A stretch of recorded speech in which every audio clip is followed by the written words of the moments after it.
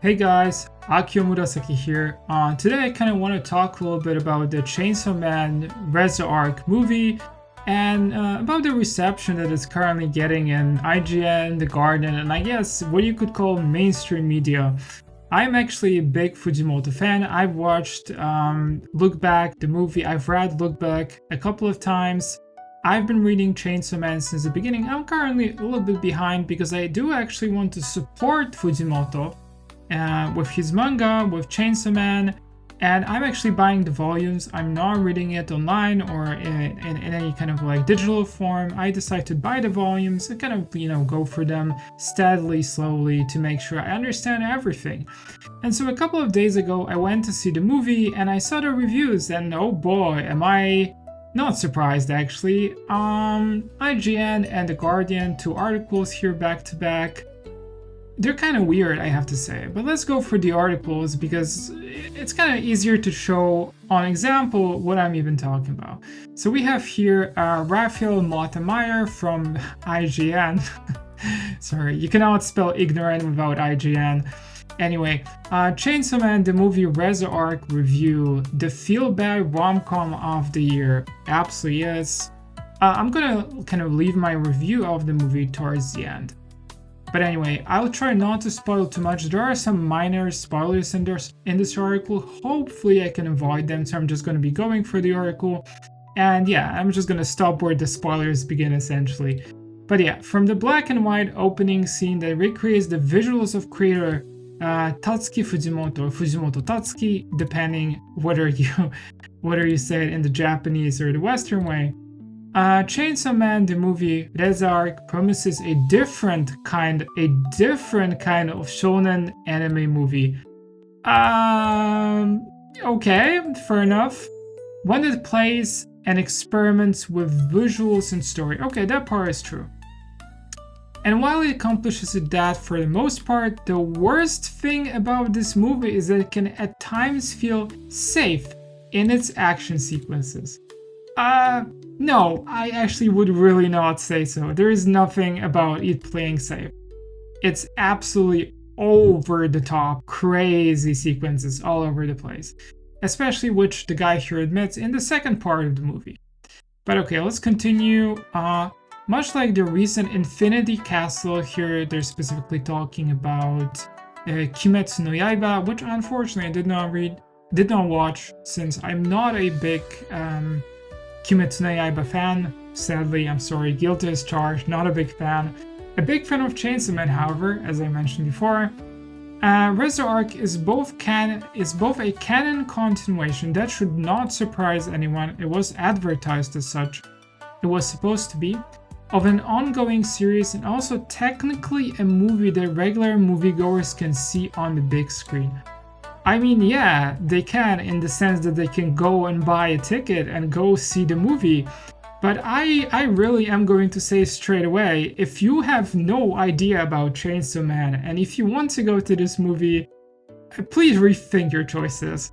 Chainsaw Man in general is not a story for the faint of heart. It is incredibly edgy and very raw most of the time.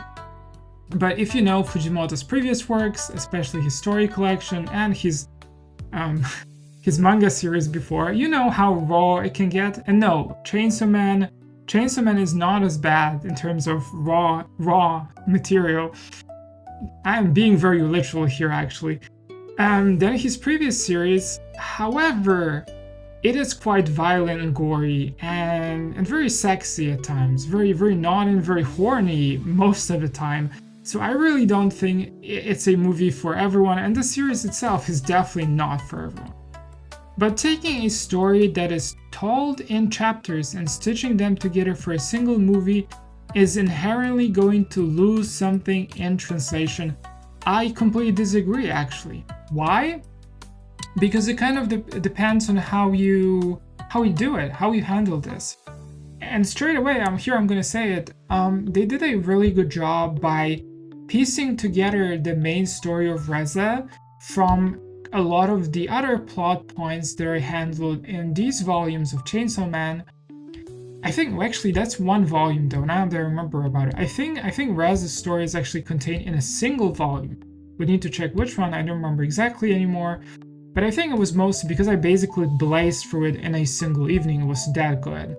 It was mostly like the latter half, the second half. It was mostly action sequences, so obviously you're gonna kind of read it very fast. But I don't think this statement is true in any way that because it's in chapters you're going to inherently lose something. No, that's absolutely not true. The way manga is typically written is that the chapters are kind of sort of closed, but very often it's just a cliffhanger that is relevant, but the beginning of the next chapter is just a continuation. So if it's like a closed volume, it's really not going to be quote unquote stitch chapters that are a problem here. It's very easy to have a fairly coherent, consistent story. And also this is the case with a lot of other movies. For some reason, I am now thinking of Knights of Sidonia, which was kind of really put together from several volumes. I think the second movie before the second season, or the movie after the second season. I can't remember exactly now, but it was basically made into a movie. And there, I think that was a little harder because it was pieced together from several volumes. Here, we were talking about mostly one volume, from what I remember. So yeah, it's kind of weird thing to say here. But the biggest problem with Reze Arc is that it gives up interpreting the source material in lieu of a straightforward adaptation. Actually not. Because if it was a straightforward adaptation, it would also kind of consider, and it would also include all of the side plots. And it didn't. It focused on Reze and her story with Denji. So not an entirely straightforward adaptation. And also, why is this a problem that this is a direct adaptation? That's actually a great thing. Is that not what you want to see? If you see if you're a fan of a series of the manga and then you want to see it animated, don't you want to see the best of what's in the manga instead of it being kind of like, bunched together from different things and quote unquote interpret it? Why is that a bad thing? I don't know. Like, a lot of these complaints here from our Raphael here seem very, very wishy-washy for whatever reason. And here he also says, no spoilers so far. Once the action kicks into full gear in the second half, it feels more like an anime studio Mappa's work on Jujutsu Kaisen. If you've seen the second season of Jujutsu Kaisen, it is absolutely amazing. This is top-notch animation, especially the intro. My god, it is so good. Then their work on the rather cinematic and experimental first season of Chainsaw Man. I've gotten a lot of backlash because of my criticism of the CGI in the first season. A lot of fans, especially in Japan, complain about it. For me, it was also very noticeable, especially I think the couple first chapters or so, but a lot of the chapters actually. It might have been the latter part of it. I can't remember exactly, but there has been a number of scenes in the first season where the use of CGI and the lighting was really getting in the way, and it just felt like very computer animated and not very typically anime 2D stylized. And this really, got me out of it, especially that I've read the manga thoroughly and I really enjoyed it. So I wasn't really happy with that first season. So here the writer apparently liked the experimental stuff in the first season. Okay, fair enough. That is actually the mainstream opinion as well, not mine so far. That said, this is still the best case scenario for an anime arc movie so far. I mean, yes. So why are you complaining, right? The strength of the source material develops Denji as a character. And here I kind of don't want to. Whoop! I'm gonna move up again because I don't want to spoil the movie.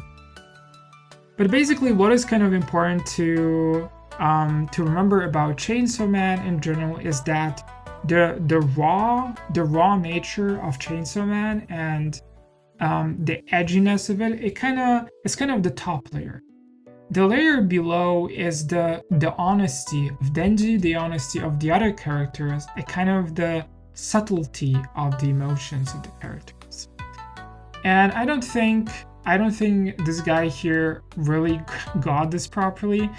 There's one thing, so there's Reze, for instance, and there's one thing he mentions here. I'm just gonna explain this, that Denji meets Reze here, who is apparently of the same age as him.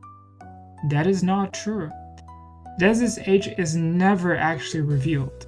It's never revealed in the story. I double checked this today online. It never says what her age is, and I don't want to spoil it much, but there's like an exchange between Denji and her where they're kind of talking about like school and stuff, and it does come across as she's actually older than Denji, and she does seem to have a lot more life experience than him, which again is not very hard to do since Denji has absolutely no life experience whatsoever. He's been an orphan and he didn't go even to elementary school, so he's got nothing. He's been an orphan, he's been killing devils his entire life, and later on was hired once he transformed into the Chainsaw Devil. He was already hired by the Bureau, the Devil Hunter Bureau, by Makima, and kind of controlled by her as well. But that's not the point here, and he doesn't really know anything about being in school, having a normal life, in fact.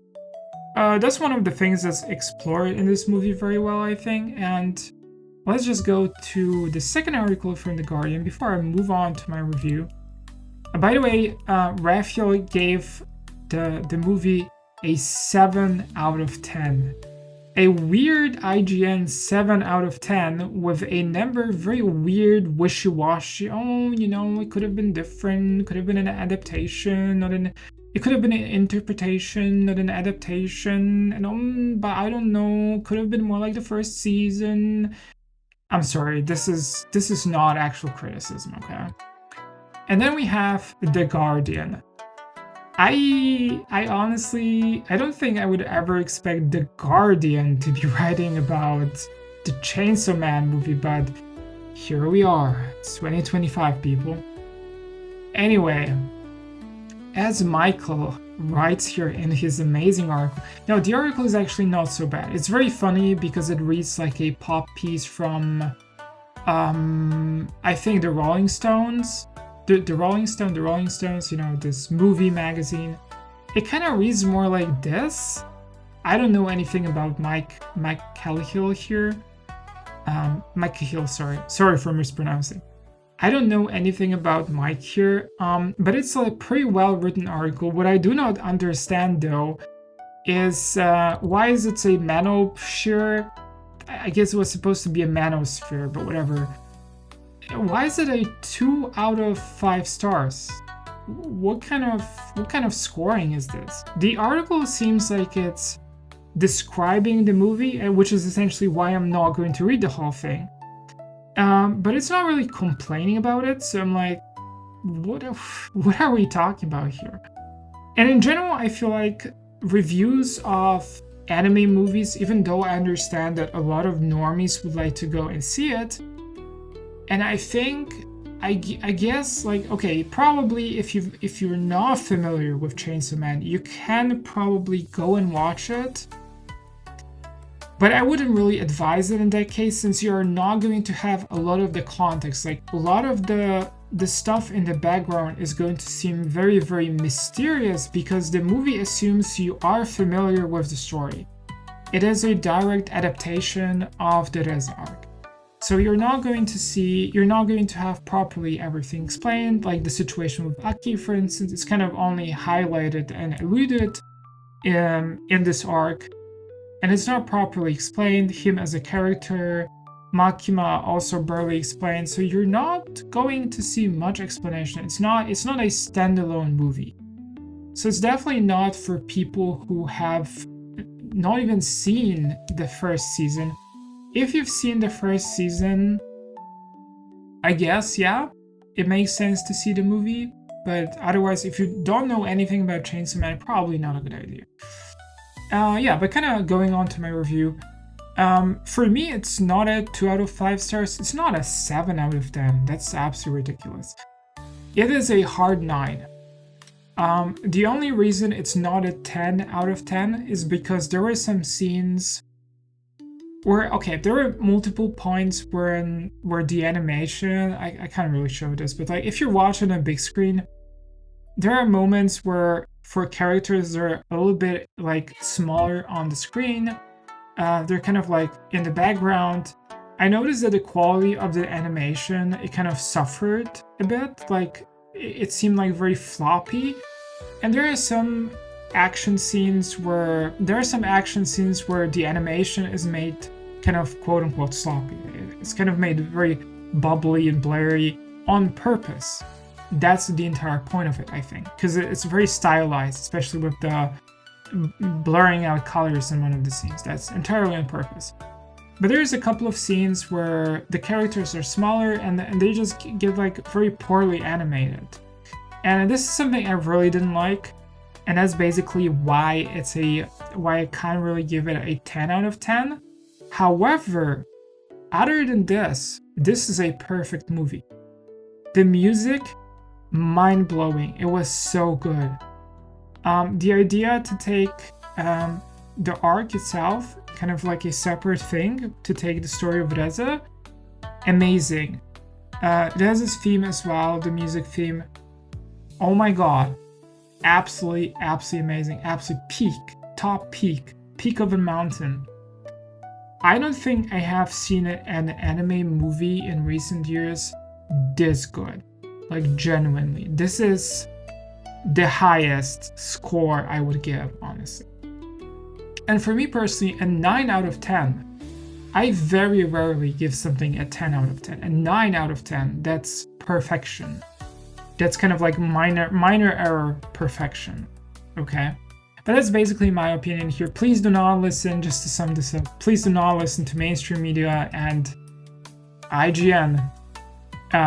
If you're looking for anime news, they have absolutely no idea what they're talking about. And at best, they are going to give you a very weird, wishy-washy kind of perspective. And yeah, just go listen to chibi reviews. Promotion. Just listen to chibi reviews, just listen to some anime channels who know what they're talking about. I don't know, like even go listen to Trash Taste.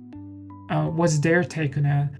And trust reviews from people who are familiar and like anime and not from like random guys from IGN. Like I don't even know. This is a weird review. Half of it makes no sense, so yeah. But that's basically it for this video, and I see you guys in the next one. Mata ne!